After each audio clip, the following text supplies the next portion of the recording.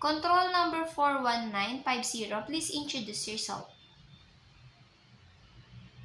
Good day, ma'am and sir. My name is Janeline Yoson. I am 37-year-old, married. I have 4 kids, 2 boys and 2 girls.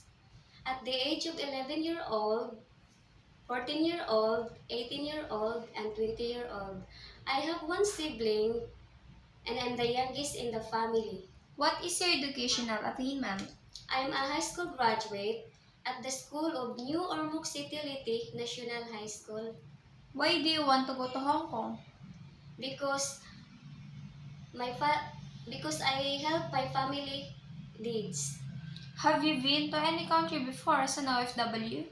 No, but I'm working as experience as a nanny in 4 years. Do you have experience in taking care of old person? No, but I'm willing to learn. Do you have experience in taking care of newly born babies and children? Yes, I I I'm take care here taking a bath, uh, wash the clothes and sleeping and uh, changes the diaper.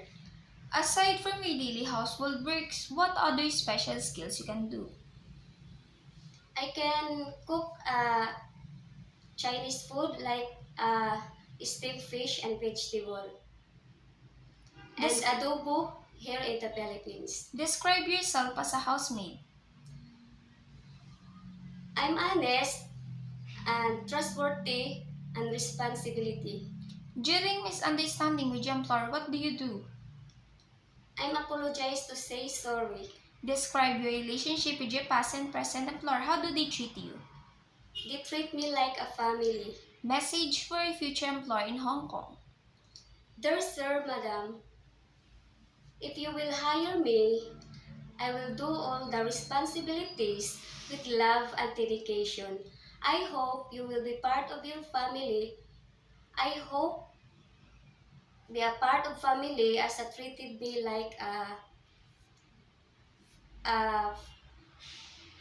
daughter here in the in the country, and I hope I'm motivated, honest, and hardworking. Thank you so much.